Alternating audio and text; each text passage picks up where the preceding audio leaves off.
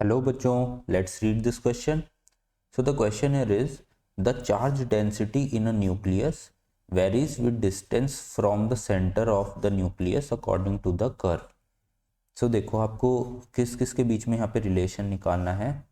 आपका जो की कॉन्सेप्ट है, योर की concept is relation between charge density and radius of nucleus. Right, मतलब जैसे जैसे आप न्यूक्लियस की रेडियस में बीच से बाहर की तरफ जाने लगते हैं, ठीक है, रेडियस को बढ़ाने लगते हैं, उसके साथ साथ चार्ज डेंसिटी में क्या चेंज आता है वो आपको बेसिकली रिप्रेजेंट करना है. ठीक है, सो देखो क्या होता है. Let's say this is your nucleus. Okay, और ये आपके न्यूक्लियस का सेंटर है. अब सेंटर पे आपका मैक्सिमम चार्ज प्रेजेंट है, राइट, और इस पे सबसे ज़्यादा फोर्स लग रही है. ठीक है, तो ये जितने भी न्यूक्लियॉन्स हैं एक दूसरे से स्ट्रांगली अटैच्ड हैं यहाँ पे.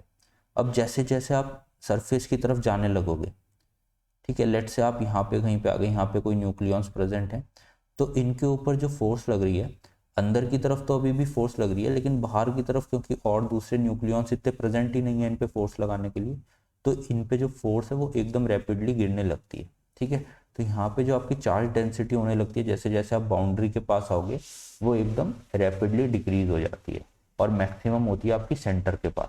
तो अगर आप यहाँ पे एक ऐसे ग्राफ बनाओ, let's say this is your graph, ये आपकी रेडियस को शो कर रहा है, ठीक है, और ये जो है ये आपकी चार्ज डेंसिटी को शो कर रहा है.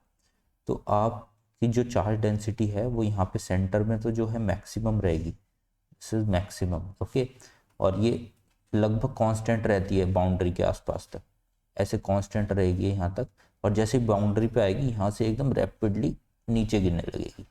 ओके, सो इस तरीके का कुछ आपका ग्राफ यहाँ पे बनने वाला है.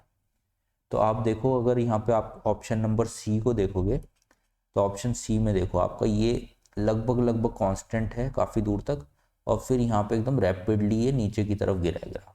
राइट, सो ये आपका करेक्ट ऑप्शन हो जाएगा option number C. So I hope you understand this concept. Good luck.